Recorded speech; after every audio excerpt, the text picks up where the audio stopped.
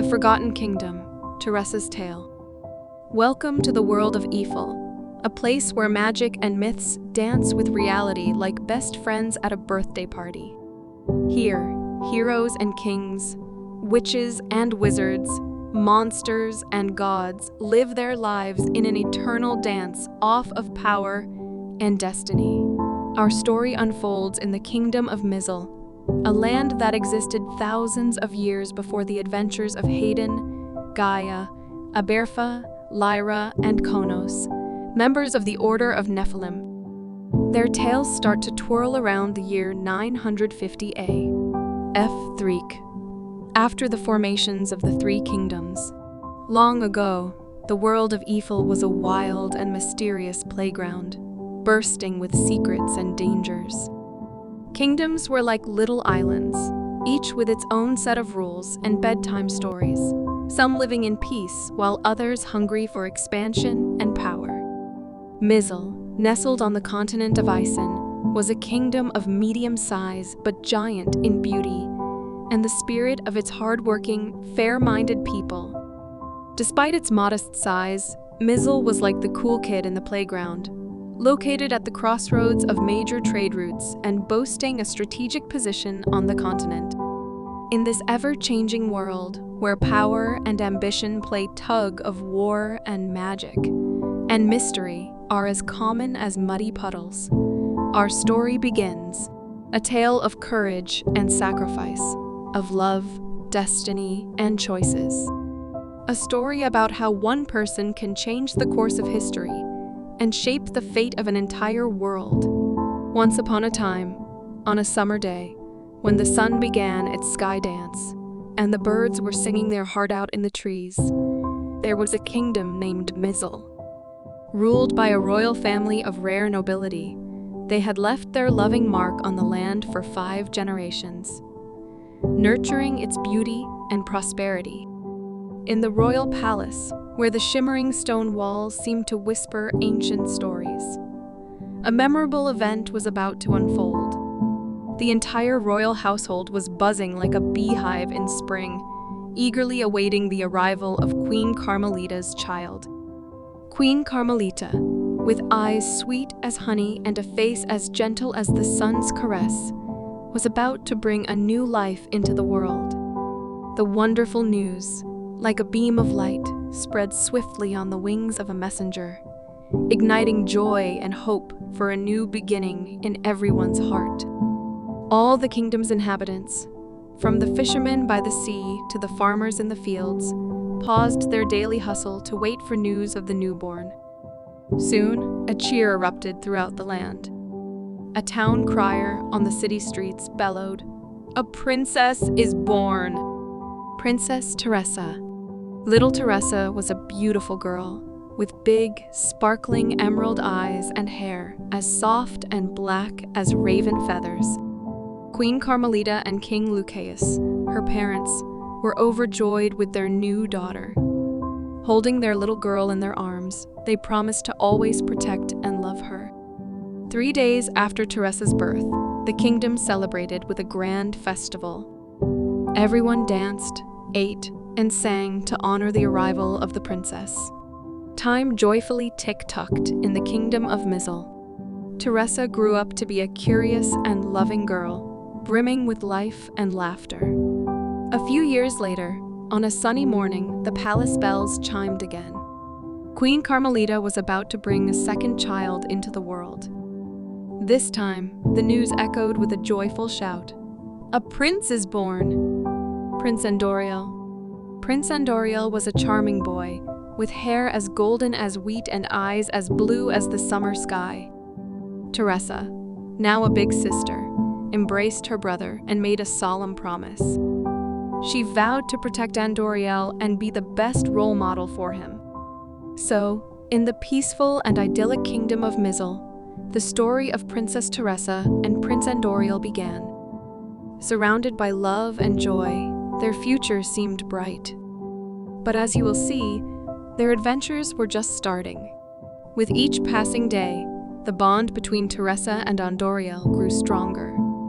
The two siblings spent their days together, learning to navigate the labyrinth of the palace gardens, watching the fishermen cast their nets into the waters of the ignotum oceanum, or listening to the village elders tell stories about their kingdom's mysterious past. Teressa, though the elder, always looked at little Andoriel with eyes full of admiration. She watched him stubbornly learn to walk, stumble, and then rise with a determination that knew no bounds. In her eyes, Andoriel was not just her younger brother, but also a beacon of courage and determination. Meanwhile, Andoriel revered Teressa. He admired her strength, wisdom, and kindness, learning from every lesson she shared. He spent hours listening to her stories, soaking up knowledge about the world, and dreaming of the day he too could share wisdom with others. As the siblings grew, so did their love and respect for each other, as well as their understanding of the world around them. And although still young, they both felt a deep responsibility for their kingdom and its people. They didn't know it yet, but these traits would prepare them for the challenges to come and their destiny as future rulers of Miz'l. As Teressa and Andoriel grew, so seemed to thrive the kingdom of Miz'l. Fishermen brought in fresh catches daily, farmers tended to the fertile lands, and traders became ever more skilled in their crafts. All the while, Queen Carmelita and King Lucas watched with pride as years passed. Their children grew and flourished, feeling an ever-growing hope for the future of their kingdom. But in the world of Ef'il, tranquility can sometimes be deceptive. One night, when the moon hid behind swirling clouds, Teressa was jolted awake from her peaceful slumber by a scream. She sprang up and dashed through the palace corridors to her younger brother's room. There, she found Andoriel trembling, his eyes wide with fear. He had just experienced his first nightmare. Teressa wrapped her arms around her brother, whispering soothing words. She reassured him that they were safe, that the nightmare was just a dream, and that she would always be there to protect him. She stayed with him until Andoriel fell asleep again, his head resting on her shoulder. That night was the first time Teressa felt a shadow of fear and doubt, but it was also the night she learned the power of courage and love. She realized that no matter what may come, she would always be there to protect her brother and her kingdom. Time in the kingdom of Miz'l seemed to waltz in harmony with nature, to the rhythm of the seasons.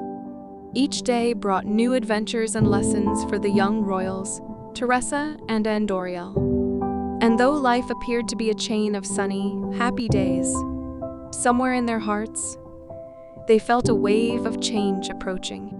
Years, those tireless travelers of time, continued their journey through the royal palace, and the two young royals, Teressa and Andoriel, blossomed into delicate flowers in the garden of destiny. Like rosebuds unfurling under the sun's rays, they flourished under the loving gaze of their royal parents.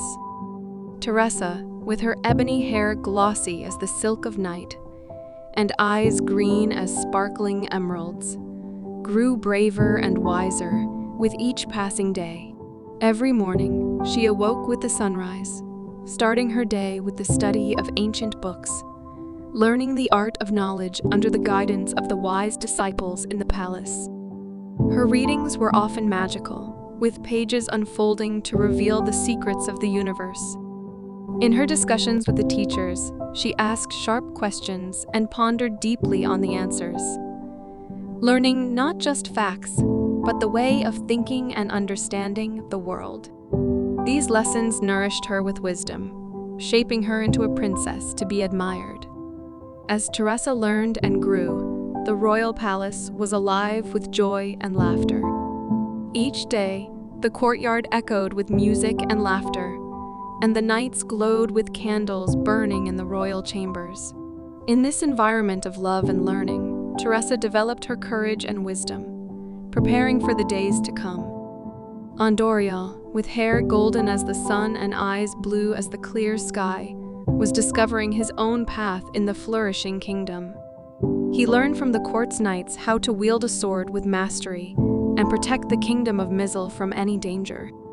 His strength and bravery made the people's hearts leap with admiration. But as adolescence blooms like a rare flower, Andoriel began to be tormented by terrifying nightmares.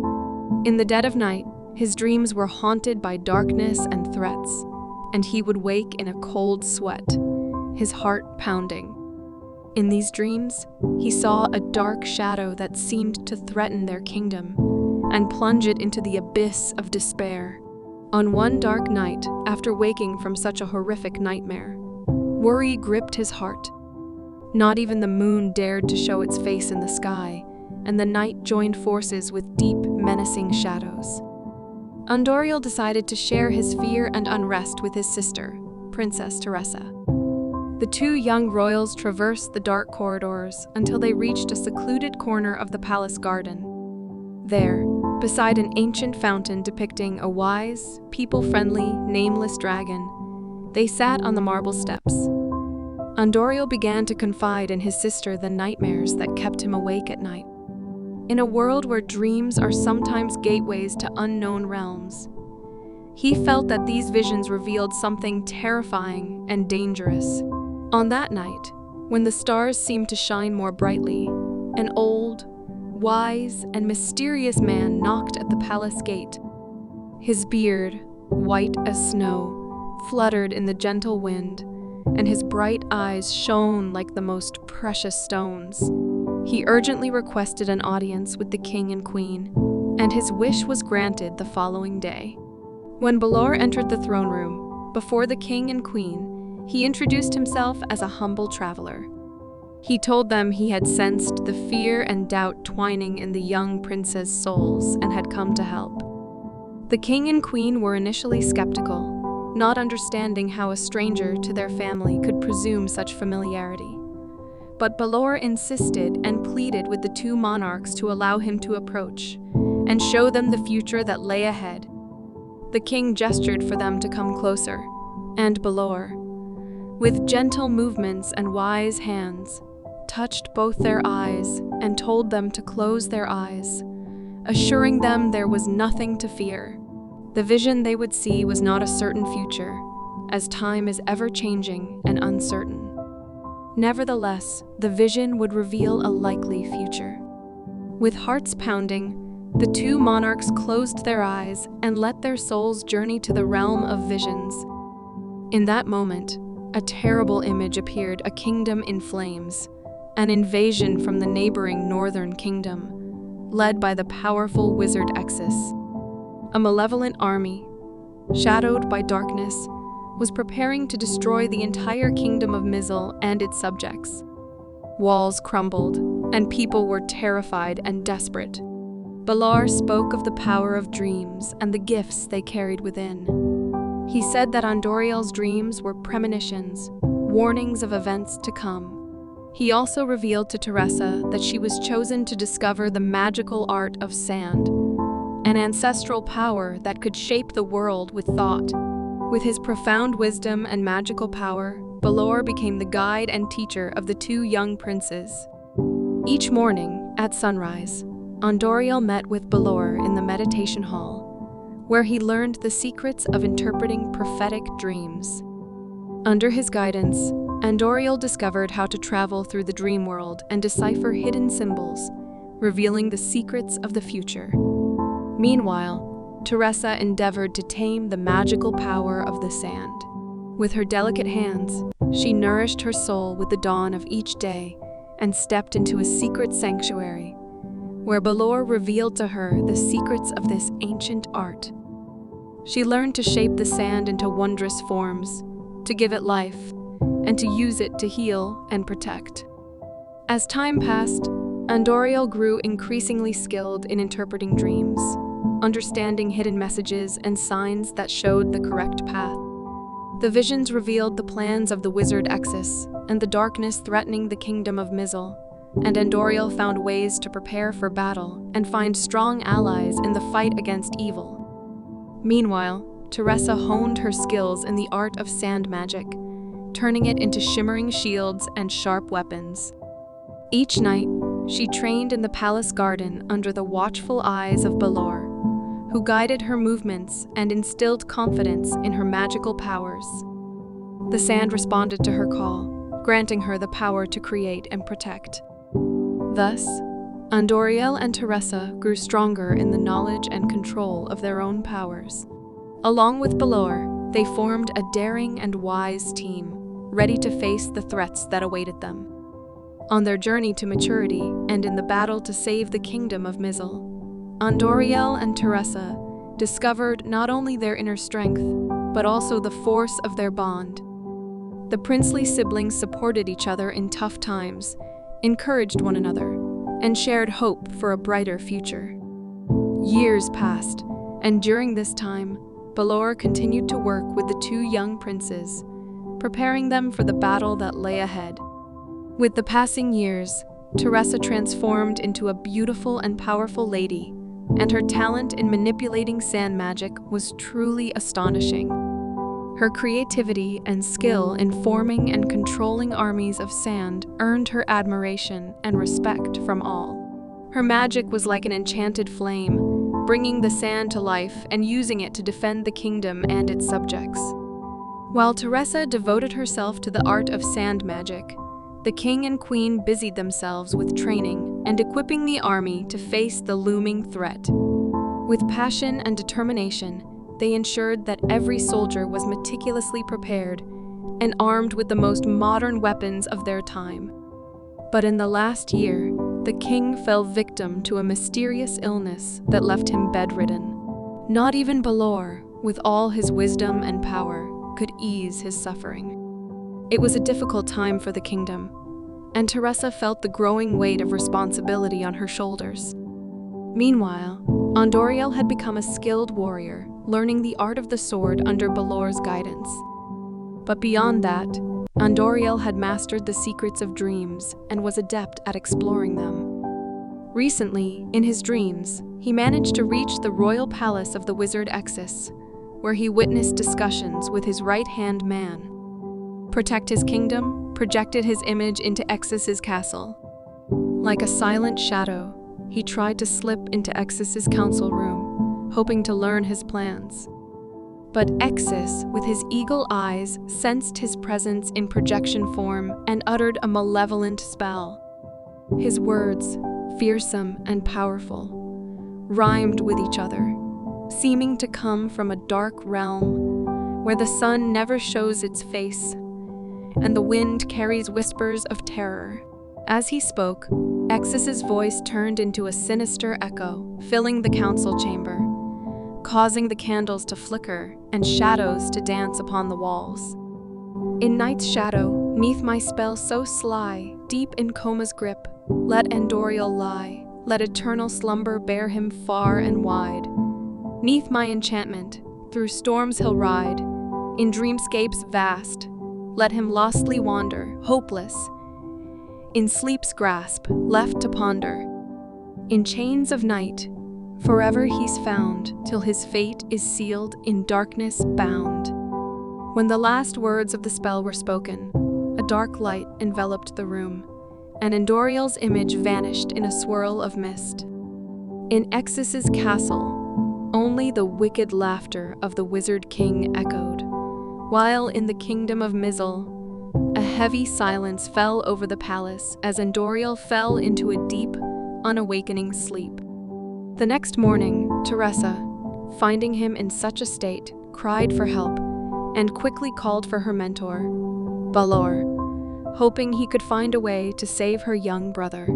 In the weeks that followed, Balor, heavy-hearted yet hopeful, summoned to the kingdom of Miz'l the most skilled healers and sorcerers from all corners of the world.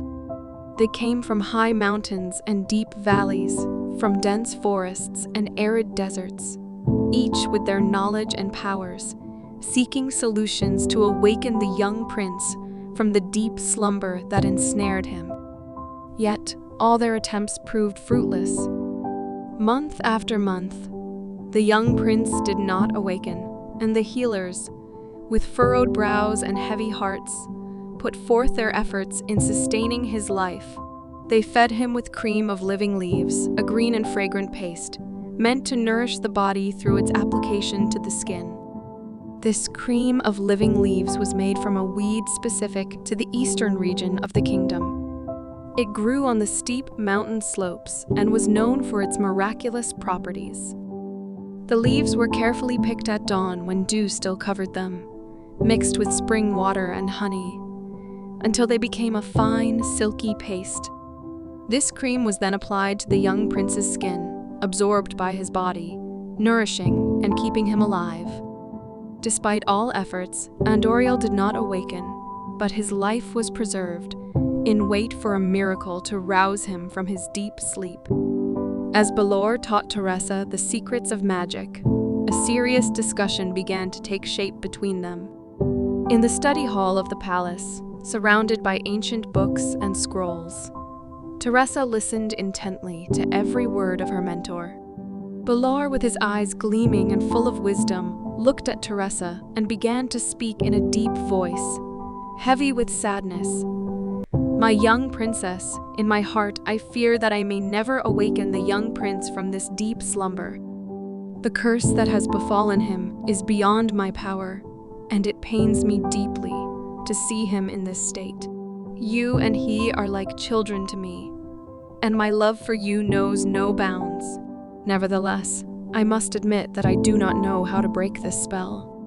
Teressa, with her bright green eyes and heart full of courage, responded, "I have reflected at length, Master, and believe that the only way to save my brother is to confront Exis. Only then can we halt his attack on our kingdom and save my brother as well." Balor, with a look of wisdom and in a solemn voice, began to explain, "This is one of the most powerful wizards, Teressa. His magic feeds on blood and requires sacrifices. The powers he gains through this magic are immense. Facing him will not be an easy task and will require all your strength and bravery. You will need help." Teressa, with her bright green eyes and heart full of courage, replied, "But I have you for help, Master. Are you saying you will not accompany me on this adventure? Will you not be by my side?" Balor looked at Teressa, seeing in her eyes an unyielding determination. In his heart, he felt a wave of pride and admiration for the young princess. With a gentle yet firm voice, he replied, "My apprentice, I will be by your side, but I must reveal something I have never told anyone before. I am not permitted to intervene in the conflicts of your world. Despite my ability to help and teach, I cannot directly involve myself." Teressa was astounded by these words. With eyes widened in surprise, she asked, "I don't understand, Master. What do you mean you are not allowed? Who prevents you?" Balor answered with a voice filled with sadness, "My role is to be a mere observer and, when necessary, to balance powers and teach you how to defend or attack when you must. I come from a different world, one more advanced, where time and space have different meanings. We travel through the multiverse and have taken on the role of protectors and archaeologists of this place." Teressa listened intently to Balor's words, then responded with resolve, "Master, I understand what you are saying. You can guide me on this path, but you cannot help me, I understand. Still, for me, that is enough.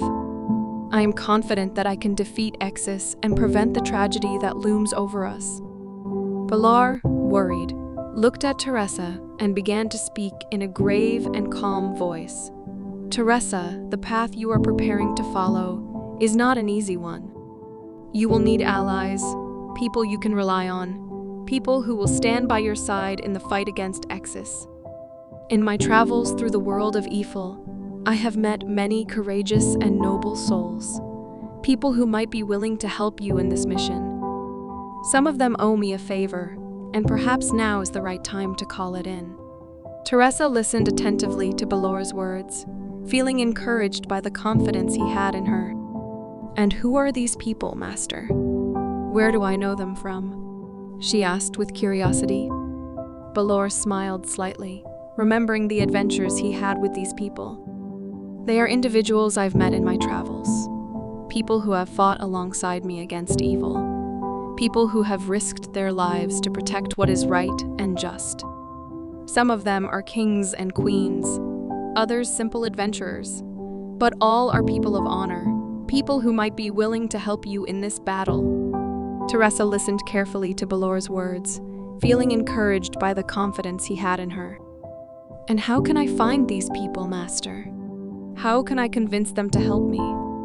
She asked, her voice filled with hope. Balor replied with a calm and wise voice. You will need to seek them out, Teressa.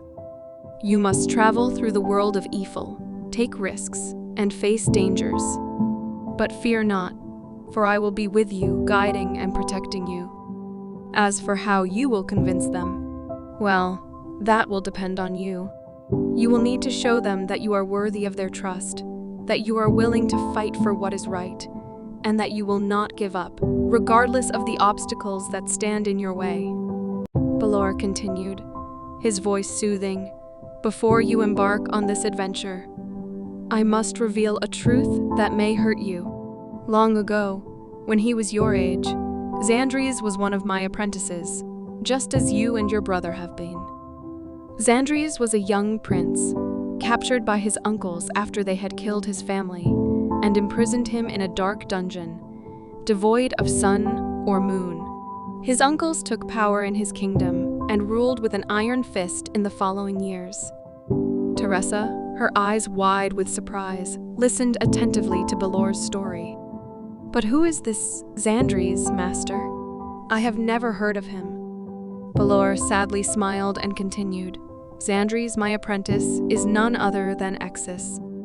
During his time in the dungeon, I taught him blood magic, the only form of magic he had access to in those desperate moments. I hoped that by learning this magic, he would have a chance to fight for his rights and become a wise and kind king after his release from the many years in darkness. Teressa was stunned, looking at Balor with wide eyes. So, Exis, this was your apprentice? She asked with a trembling voice. Balor nodded, his eyes filled with deep sadness. Yes, Teressa. Xis was my apprentice. I believed I could help him, guide him onto the right path. But I was wrong. I underestimated the dark power that had taken hold of him and failed to save him from his own destruction. Teressa clenched her fists, feeling betrayed. And you never told me. You always knew who Exis was, knew what he had done, and yet you chose to remain silent. Balor lowered his gaze, feeling the weight of her accusations. I'm sorry, Teressa. I thought it was for the best. I believed I could protect you. Protect? Teressa cried, tears beginning to flow down her cheeks. My brother lies in an endless sleep because of Exis, and you. You taught Exis how to use magic. You are responsible for everything that happened. Balor said nothing, accepting her accusations with dignity. Finally, after a moment of oppressive silence, he raised his eyes to meet hers. You are right, Teressa. I made a mistake, and for that, I'm truly sorry. But now, the only thing we can do is try to fix the mistakes of the past, to save your brother and stop Exis. And for that, Teressa, I need your help. Teressa wiped her tears with the back of her hand, looking at Balor with a new determination in her green eyes. And how do you propose we do that, Balor? How can we stop Exis? Balor gave her a sad smile. It won't be easy, Teressa, but I believe there is a way. Xis has become powerful, but his power has a weakness. He feeds on negative energy, on fear and despair. If we confront him with courage and hope, we can weaken his power. Teressa looked at Balor, a glimmer of hope in her eyes. And how can we do that, Balor? How can we confront him with courage and hope? Balor placed a hand on her shoulder, looking at her with profound trust. Through unity, Teressa. Through love and trust in one another. This feeds on division and hatred. If we manage to unite, to love each other, and to trust each other, we can weaken his power. Teressa looked at Balor, a new determination in her eyes. Then that is what we will do, Balor. We will fight against Exis with courage and hope. We will fight for my brother and for our kingdom. Balor, with a gentle smile on his wise face, handed Teressa a small velvet pouch, shimmering like a diamond under the sun's rays. The pouch was small, no bigger than a fist, but it emanated such a powerful energy that Teressa felt her palms tingle as she took it in her hand. My dear Teressa, this is the eternal sand, Balor said with his deep and grave voice, his eyes gleaming with a mysterious light. In this pouch lies extraordinary power, a power that has been passed down through generations in my family.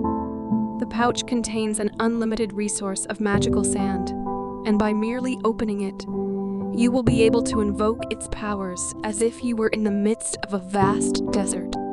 Your magic will be amplified and will accompany you on this dangerous journey.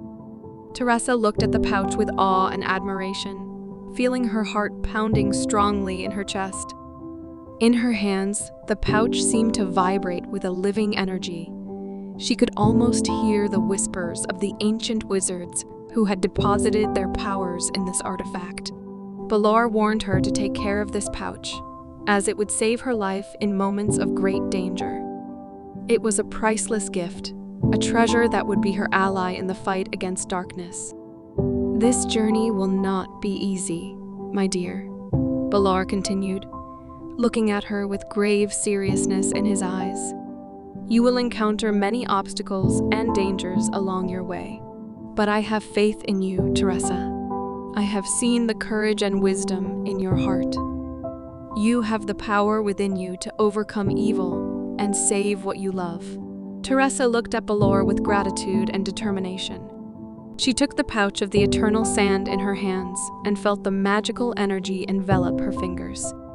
She knew that this journey would be full of adventures and that she would need to use all her abilities and wisdom to bring her brother back and protect the kingdom of Miz'l from the spell of darkness. At dawn the next day, Teressa bid farewell to her mother. The queen threw a letter left on the silk pillow of the royal bed. In simple yet emotional words, she explained her decision to embark on a quest to find healing for her brother and to stop the evil threatening the kingdom of Miz'l.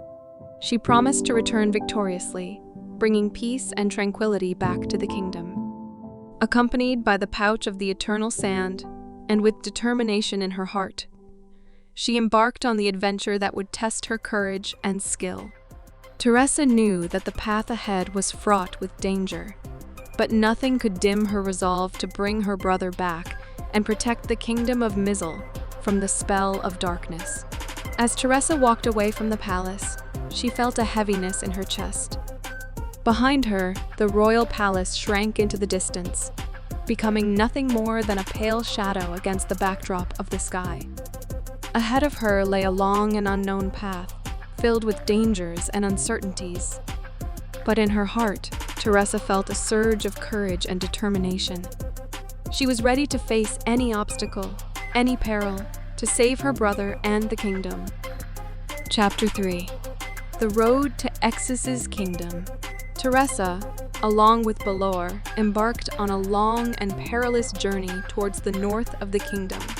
Balor, with his boundless wisdom, decided to avoid the main roads, convinced that Queen Carmelita, Teressa's mother, would order all the guards and citizens of the kingdom to find her daughter and stop her from undertaking what she saw as a suicidal journey. The queen, her heart broken by grief and worry, did not want to lose her daughter in a battle she deemed lost. After 3 weeks of travel, passing through dark forests, over high mountains and deep valleys, the two reached the land of eternal snow. This was a mysterious and enchanted region, where it was always winter, regardless of the season. The unique and magical plants here had the power to change the climate around them, creating a fairy tale landscape where everything was covered in a thick layer of snow. These plants, with silver leaves and blue flowers as cold as ice, thrived in this environment, giving life to a unique and fascinating ecosystem. Teressa, curious and full of questions, asked Balor what they were seeking in this remote and frozen place. Balor, with his deep and calm voice, told her about a man named Kalen, an ancient friend of his, who had hair red as fire and eyes blue as ice. Kalen had been infected by a very rare fungus that grew in this environment.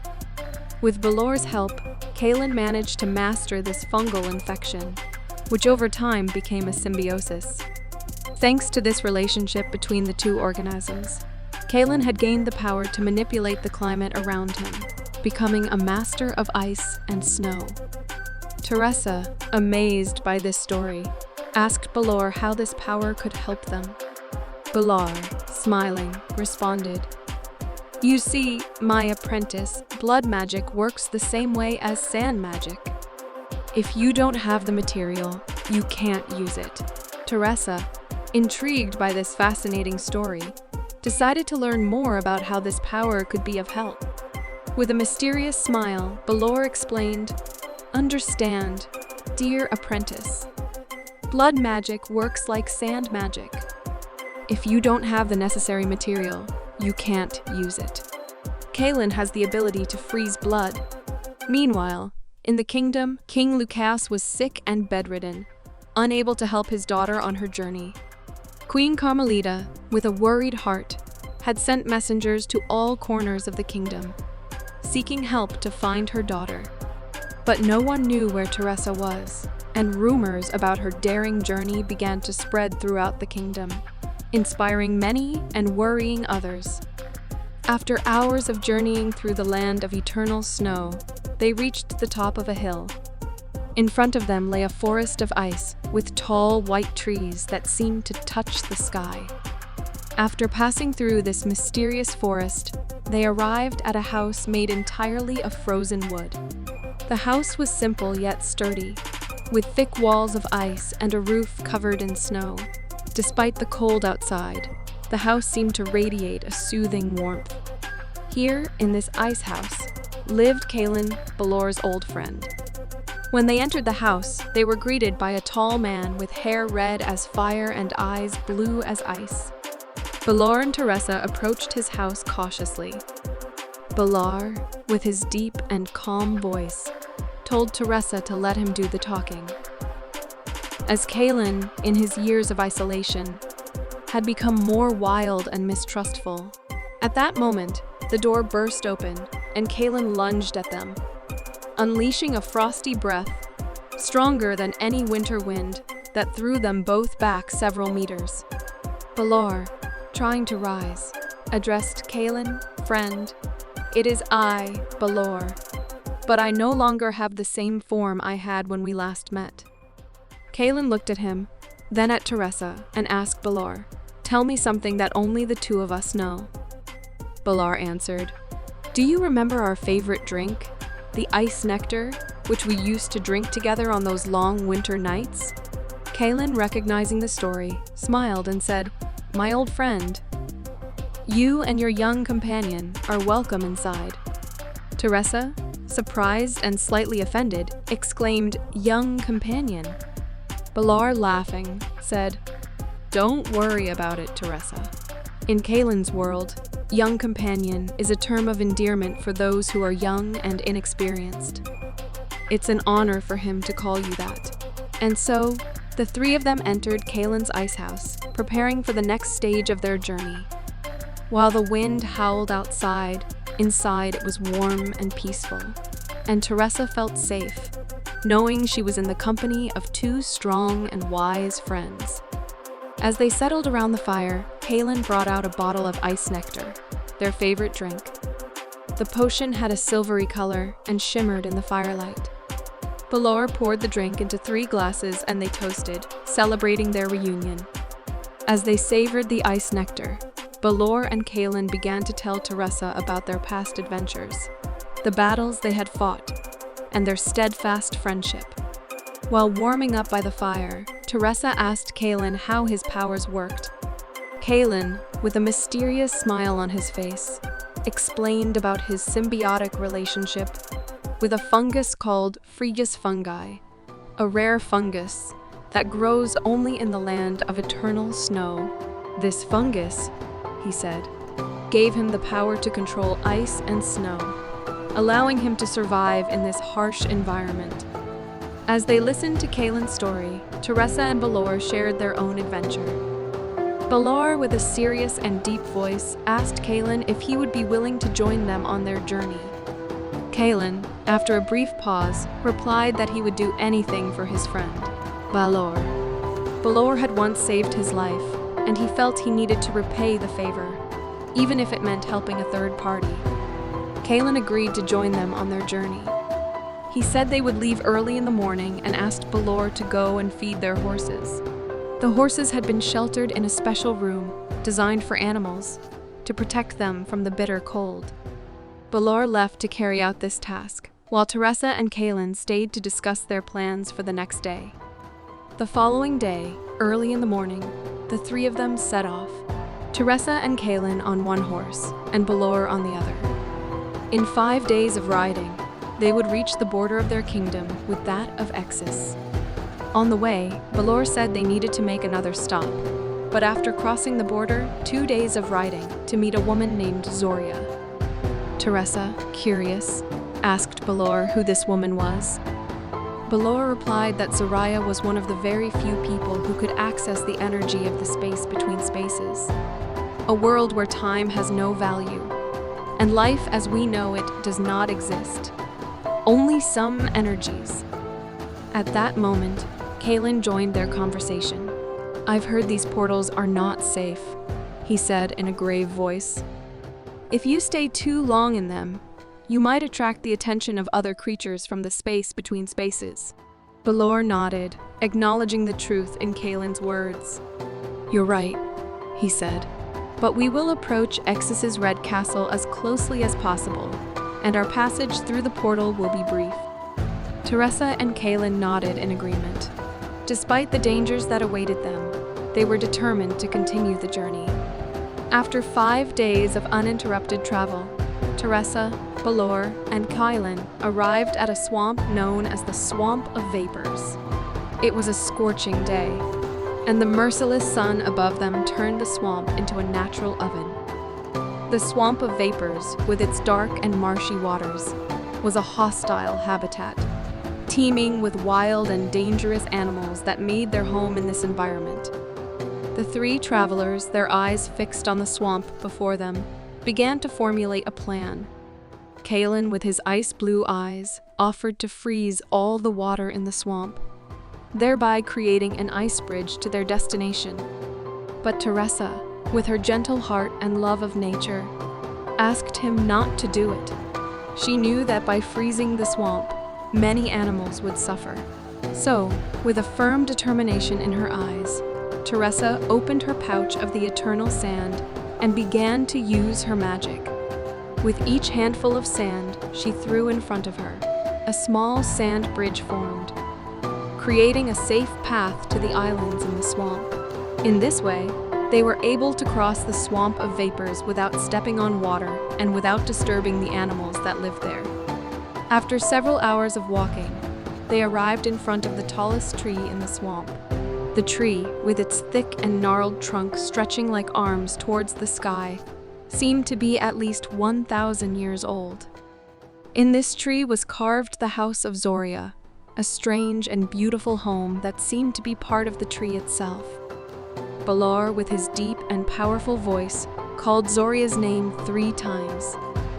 At that moment, Zoria emerged from the swamp, rising from beneath the water, and said to them in a harsh and raspy voice, "Why are you yelling like that? I may be old, but I'm not deaf. Come carefully. I don't want you to get hurt." Before Balor could say anything, Zoria interrupted him with a wave of her hand and said, "Don't try to tell me who you are, for I see beyond your appearance, Balor. How many years have passed? 100, 200. You're older, but not younger. Balor responded with a wide smile. Too many years have passed. Zoria, far too many. Zoraya, with her tangled hair and skin etched with wrinkles, seemed very old. Her smell was distinctive of the swamp, a smell of oldness and marsh, creating a physical repulsion. Yet in her eyes shone a profound wisdom, the wisdom that comes from a long and adventure-filled life. Zoraya then turned to Teressa.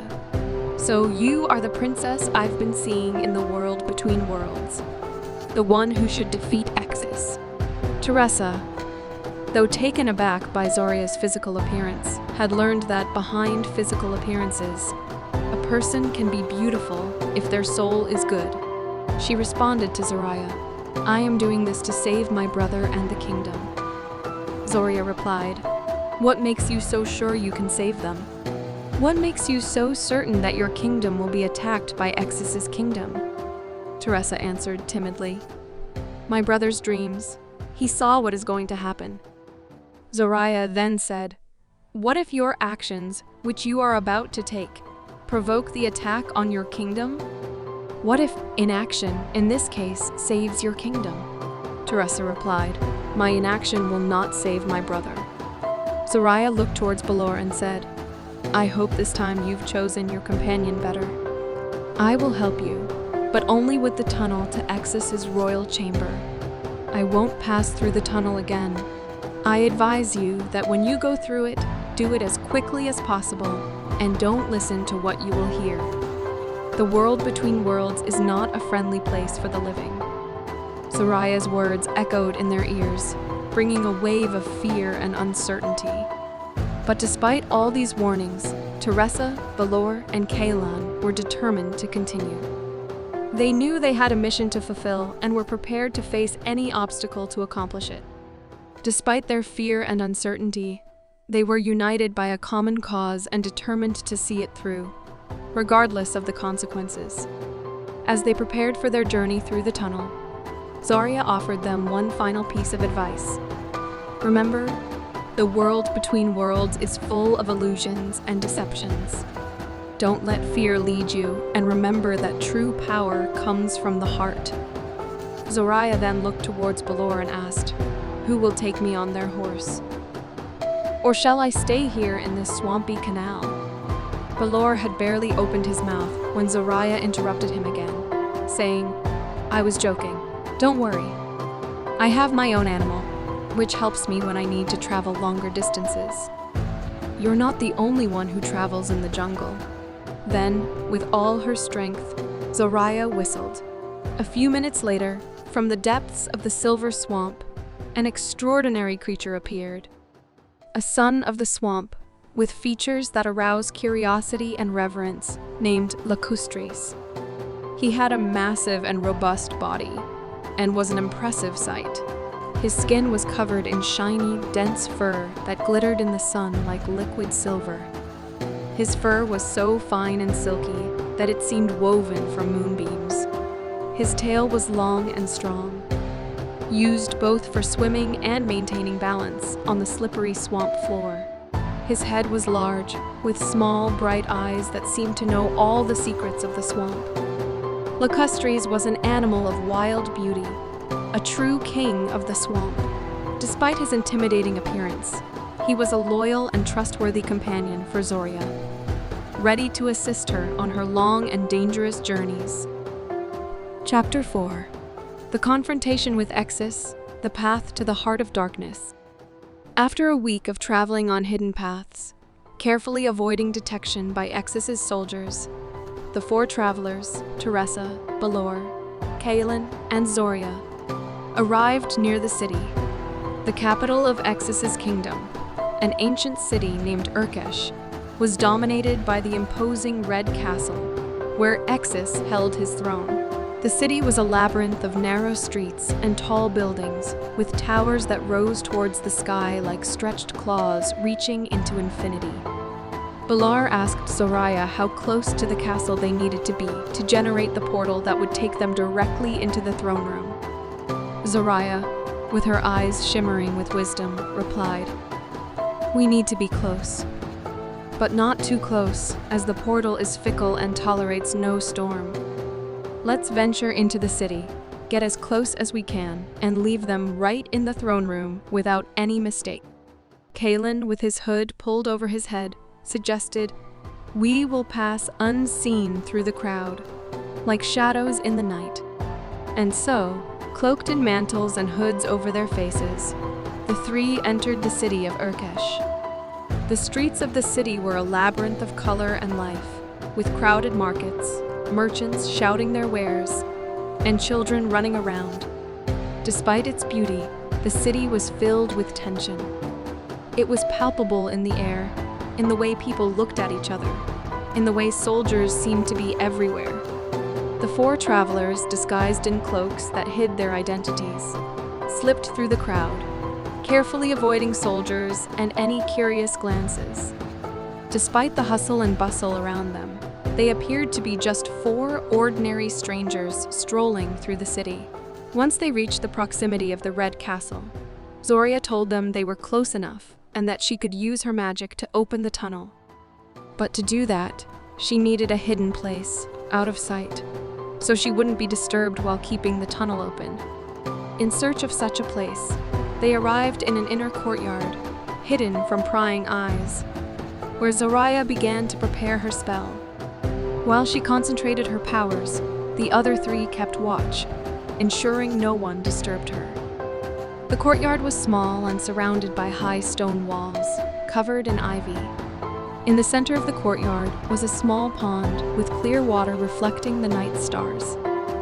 Zoria sat beside the pond, stretched out her hands, and began to murmur words in an ancient language that none of the others understood. As she spoke, the water in the pond began to move, forming a whirlpool that spun faster and faster. Then, from the center of the whirlpool, a pillar of light rose, piercing the night sky. The light was so bright that it made the entire courtyard seem like day. After a few moments, the light faded, leaving behind a shimmering portal that seemed to lead to another world. Zoria stood up and turned to the others. "Ready," she said. "The portal is open. You must pass through it quickly and not listen to anything you hear. The world between worlds is not a friendly place for the living." Zoria's words echoed in their ears, bringing with them a wave of fear and uncertainty. But despite all these warnings, Teressa, Balor, and Kalan were determined to continue.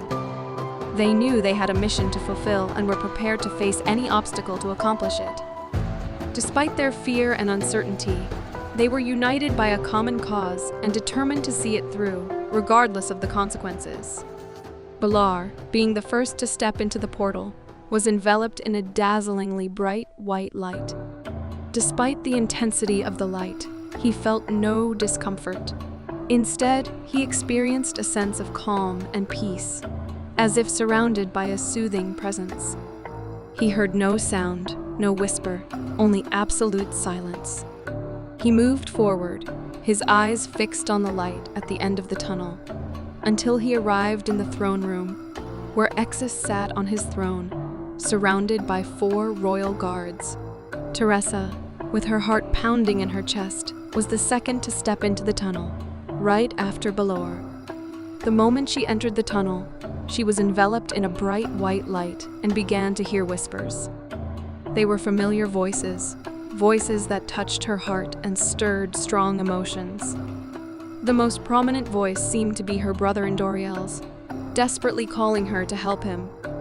Andoriel's voice seemed to come from another direction, urging her to stray from her path. However, she remembered Zoria's advice and continued on her way. In the distance, an image of her father, Lucas, appeared, pleading with her to come and help wake her brother. However, Teressa continued on her path, ignoring these voices and images that tried to lead her astray. Despite the fear and uncertainty that engulfed her, she knew she had to keep going. And so, with each step she took, the images and voices began to fade, until she too arrived in the throne room. Alongside Balor, Kalan was the last to enter the portal. As he stepped into the tunnel, he he was confronted with an image of himself, a corrupted form influenced by the fungus with which he had established a symbiotic relationship. This was how he would have looked if Balor had not intervened to help him then. The image was frightening, but Kaelin knew it was just an illusion, an attempt by the entities from the space between worlds to divert him from his path. And so, with unwavering determination, he moved forward, ignoring the image that tried to scare him. Eventually, he too arrived in the throne room, alongside Balor and Teressa. In the throne room, Exis sat on his throne, clad in blood-colored armor, sinisterly gleaming in the dim light of the hall. Around him, 4 royal guards in armors dark as the abyss stood erect, their gazes fixed forward. Despite being in the heart of the enemy's territory, the 3 heroes felt no fear. Instead, they felt an unshakable resolve, a burning desire to fulfill their mission and save their kingdom. Zis, with a cold and calculating look, turned to Balor and laughed. "A new physical form, Master? As powerless as before, just standing on the sidelines watching what happens?" he said mockingly. His laughter echoed through the throne room, a sound that made the walls tremble. Balor, with a calm and determined gaze, replied, "I have come to correct a mistake I made long ago. Even if I am not allowed to actively participate, Teressa and Kaelin will take care of correcting my mistake." His voice was firm and resolute, a strong contrast to Exis's mocking laughter. Teressa intervened, addressing Exis. "We did not come to fight, but we will if we must. If we can understand each other amicably, please release my brother from the curse you've placed on him. Our kingdom only wants to live in peace and be left to its humble daily life. We want no war with your kingdom." Her voice was full of determination, but also a note of pleading. Zis replied, "You say you want no war, yet in recent years, your armies have doubled their soldiers and armaments. You also ask me to release your brother, who was spying on me from the astral plane, and yet you consider me the villain. I don't believe my kingdom has committed any act of aggression against yours so far. And also your family's prince was caught spying on us." His voice was full of contempt and accusation, and his words echoed in the throne room, bringing with them palpable tension. Teressa, with a determined look and a firm voice, responded, "My brother did nothing but try to protect our kingdom. Our armies have only increased to defend ourselves, not to attack. We do not want war, but we will not be trampled upon either. If you want peace, then release my brother, and we will live in harmony." Zes laughed again, a cold, humorless laugh. "Peace? Harmony? These are just illusions, Princess. The world is a battlefield, and the weak are defeated. If you want to save your brother, then fight for him." Teressa, with unwavering determination in her eyes, replied firmly and resolutely, "Then you leave me no other choice. I hoped we would not have to fight to save my brother and the kingdom. But if that's what you want, so be it." Her words echoed in the throne room, bringing with them palpable tension. Kaelin, with a look full of confidence and determination, added, "Teressa, I'm with you. Whatever you do, I will support you." His voice was full of resolve, a testament to his loyalty to Teressa and their mission. Without wasting any more time, Teressa opened her pouch of the eternal sand and began using her magic to generate 2 humanoid forms, each 2 meters tall, beside her. The sand forms, with glowing eyes and powerful bodies, positioned themselves in front of her, ready to protect her from any danger. Zis, seeing this, laughed scornfully and ordered his soldiers to attack the 2. "Attack them! Don't let them escape," he shouted, his voice resonating throughout the hall. The battle began with a deafening noise, as Exis's soldiers attempted to confront Teressa and Kaelin. Teressa, with a fluid movement of her hand, directed the sand to form a shield around them, repelling the soldiers' attacks.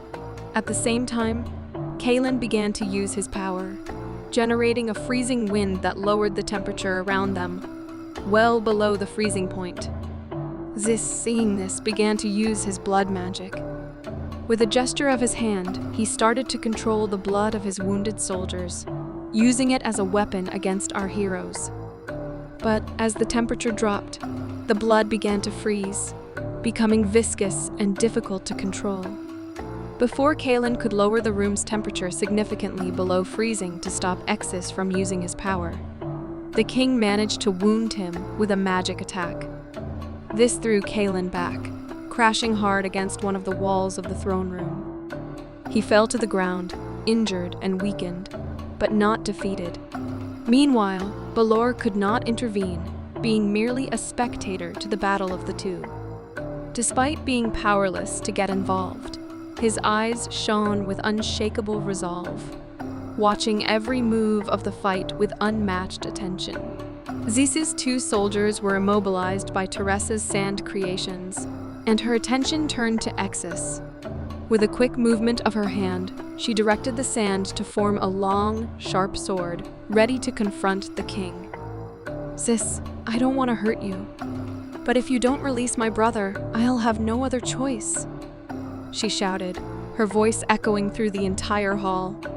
Teressa, with unwavering determination in her eyes, replied firmly and resolutely, "Then you leave me no choice. I hoped we wouldn't need to fight to save my brother and the kingdom, but if that's what you wish, so be it." Her words echoed in the throne room, bringing with them palpable tension. Kaelin, with a look full of confidence and determination, added, "Teressa, I'm with you. Whatever you do, I will support you." His voice was full of resolve, a testament to his loyalty to Teressa and their mission. Without wasting any more time, Teressa opened her pouch of the eternal sand and began using her magic to generate two humanoid forms, each 2 meters tall, beside her. The sand forms, with glowing eyes and strong bodies, positioned themselves in front of her, ready to protect her from any danger. Zis, seeing this, laughed scornfully and ordered his soldiers to attack the two. "Attack them! Don't let them escape," he shouted, his voice resonating throughout the hall. The king, armed with all his power, launched an attack on Teressa.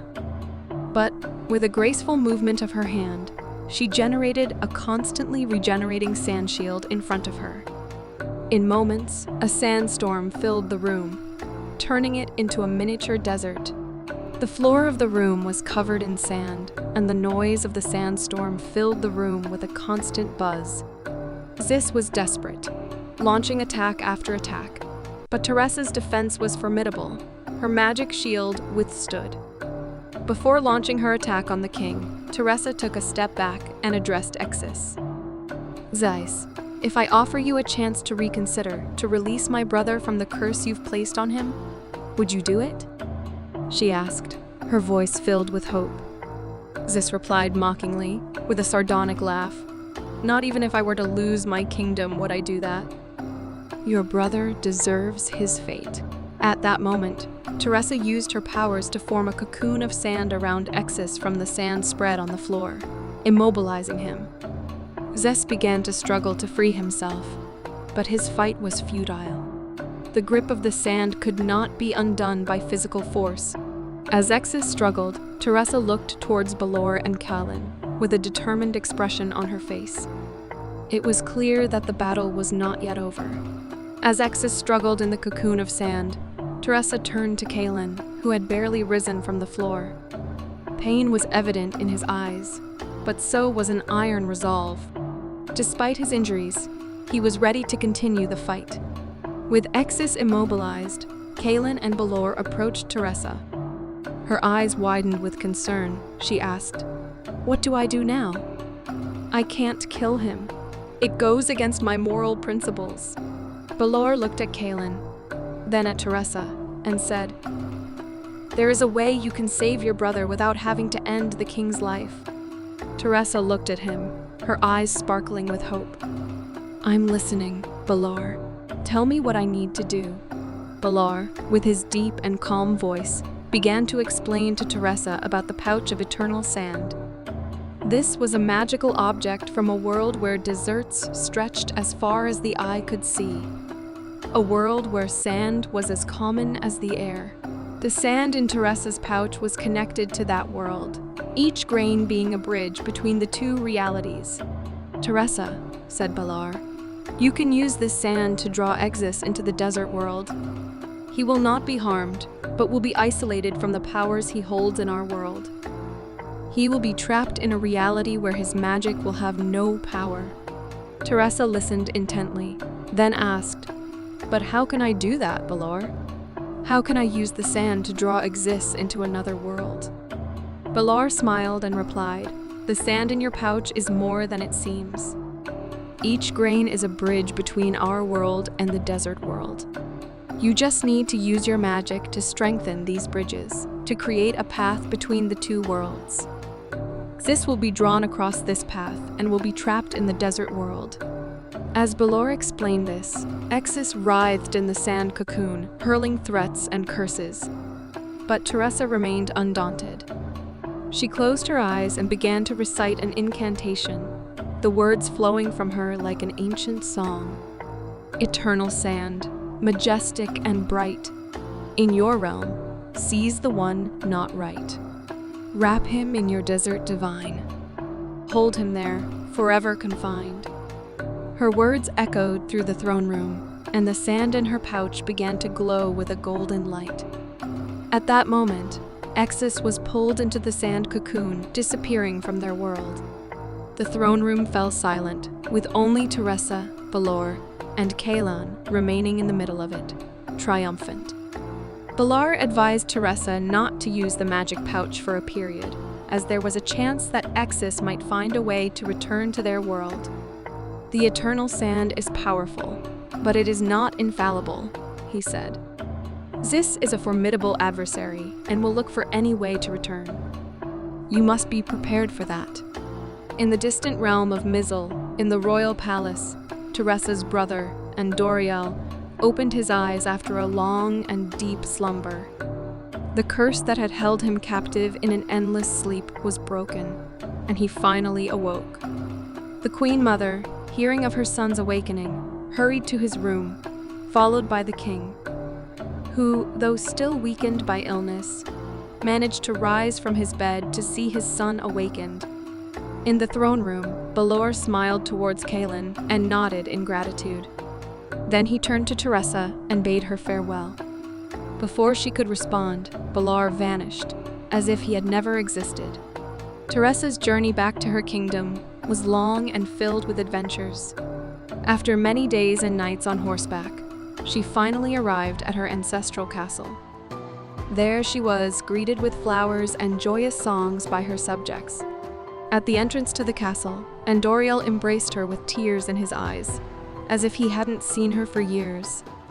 In honor of her return and Andoriel's awakening, the king and queen decided to organize a celebration that would last a week. Thus, in the kingdom of Miz'l, a new tradition was born. Once a year, in honor of Princess Teressa and her brother, a week-long celebration was held. After the festivities ended and normalcy returned, Teressa had a serious talk with her parents. They were proud of her and proposed that she take over the rule of the kingdom, allowing them to retire. However, Teressa had other plans. She confessed her desire to travel the world, to explore and learn, and did not see herself in the role of a monarch. She believed that this role should be assumed by her brother, Andoriel, who, after awakening from the curse, was ready to take on the royal responsibilities. On the day of Andoriel's coronation, while the entire kingdom celebrated with joy and splendor, Teressa, accompanied by a crew of 30, embarked on a ship in the bustling port of the city.